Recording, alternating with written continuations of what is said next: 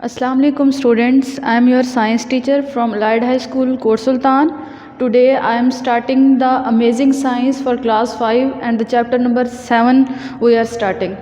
The first topic of the chapter number 7 is inertia. Inertia क्या है और inertia के बारे में मुख्तलिफ साइंटिस्ट के व्यू क्या हैं ये हम इसके अंदर डिस्कस करेंगे. The very first scientist was the Isaac Newton. Isaac Newton was the first scientist who describe how things will move if no force act upon them. हाँ जी, आइजैक न्यूटन वो पहला साइंसदान था जिसने हमें बताया कि अगर चीज़ों के ऊपर, थिंग्स के ऊपर कोई फोर्स एक्ट ना कर रही हो, कोई फोर्स अमल ना कर रही हो, तो फिर वो चीज़ें जो है किस तरह से मूव आउट करेंगी. फिर उसने जो है आपको न्यूटन का तो आप सबको पता है क्योंकि इसके लॉज ऑफ मोशन जो हैं वो बहुत मशहूर हैं इन द फिज़िक्स.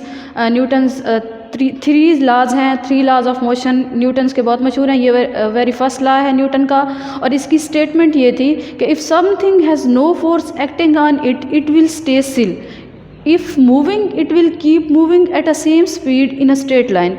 कि अगर एक चीज़ के ऊपर कोई फोर्स अमल नहीं कर रही तो वो स्टिल रहेगी, साकिन रहेगी, मूव नहीं करेगी. लेकिन अगर वो मूव कर रही है और मूविंग के दौरान भी उसके ऊपर कोई फोर्स अमल नहीं कर रही तो वो स्टिल मूव करती रहेगी. क्यों? क्योंकि उसके ऊपर कोई फोर्स अमल नहीं कर रही. ना तो फोर्स ऑफ ग्रेविटी उसके ऊपर इफेक्ट कर रही है और ना ही फ्रिक्शन की फोर्स उसके ऊपर अमल कर रही है. अब फोर्स ऑफ ग्रेविटी आपको पता है ज़मीन की वो फोर्स है जो हर चीज़ को ज़मीन की तरफ खींचने की कोशिश करती है. और फ्रिक्शन वो फोर्स है जब 2 या 2 से ज़्यादा चीज़ें मूव कर रही हों तो उनकी मूविंग के दौरान वो उनको स्लो डाउन करने की कोशिश करती है. तो अगर किसी चीज़ के ऊपर, न्यूटन कहता ये है कि अगर किसी चीज़ के ऊपर कोई फोर्स ही नहीं अमल कर रही, इधर वो मूव कर रही है या वो स्टिल है. अगर वो स्टिल है तो वो स्टिल ही रहेगी, अगर वो मूव कर रही है तो वो कॉन्टीन्यूसली मूव करती रहेगी इन the same line, in the same speed and in the same direction. Okay, वो कहता है कि एक चीज़ अगर पड़ी हुई है तो उसके ऊपर सेवरल फोर्सेस एक्ट करती हैं. जैसा कि अभी मैंने आपको बताया है कि फोर्स ऑफ ग्रेविटी भी उसके ऊपर इफेक्ट करेगी, फ्रिक्शनल फोर्स भी उसके ऊपर इफेक्ट करेगी. लेकिन अगर एक चीज़ के ऊपर कोई फोर्स इफेक्ट नहीं करती तो वो फोर्स, वो चीज़ जो है स्टिल साकिन है तो साकिन रहेगी, मूव कर रही है तो मूव करती रहेगी.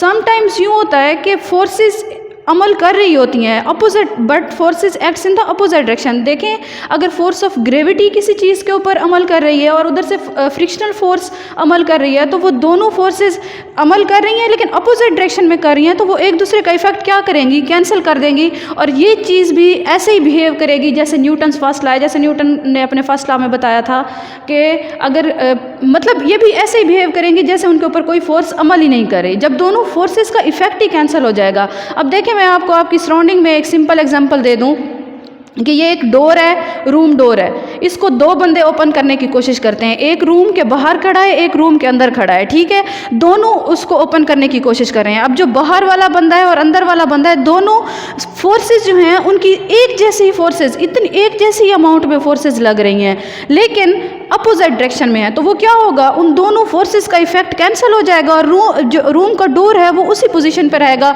ना तो बाहर की तरफ ओपन होगा ना तो अंदर की तरफ ओपन होगा, वो स्टिल ही रहेगा रूम का डोर. लेकिन समटाइम्स अगर यूँ हो जाए कि एक बंदा जो है ज़्यादा फोर्स एक्सर्ट कर रहा है, दूसरा बंदा कम फोर्स लगा रहा है, तो फिर क्या होगा, जो बंदा ज़्यादा फोर्स लगा रहा है तो उसकी साइड पे क्या होगा, रूम का डोर ओपन हो जाएगा.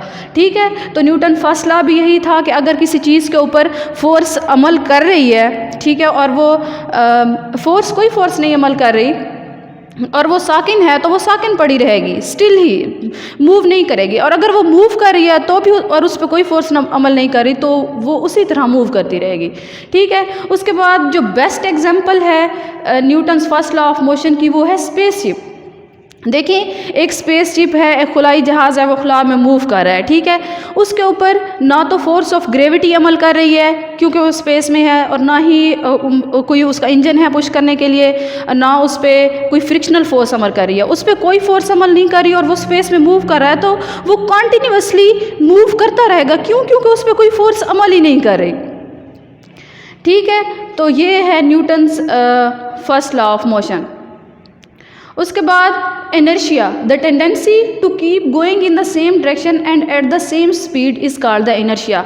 इनर्शिया, जैसा कि मैंने अभी आपको स्पेसशिप की एग्जांपल दी है कि वो स्पेसशिप जो है उसके ऊपर कोई फोर्स अमल नहीं कर रही, ना तो ग्रेविटेशनल फोर्स अमल कर रही है और ना ही फ्रिक्शन की फोर्स अमल कर रही है, तो वो मूव कर रहा है स्पेस के अंदर, तो वो continuously will move on and in the same speed and in the same direction, then this tendency of the object will be called the inertia, कि वो उस ऑब्जेक्ट की इस टेंडेंसी को हम इनर्शिया कहते हैं। जब वो स्टिल मूव करता रहे, उस पर कोई फोर्स अमल ना कर रही हो, तो वो सेम डायरेक्शन में स्ट्रेट लाइन में मूव करता रहेगा, तो ऑब्जेक्ट की हम इस टेंडेंसी को क्या कहेंगे, इनर्शिया कहेंगे। ओके, द नेक्स्ट जो हमारा टॉपिक है वो है ग्रेविटेशनल फोर्स।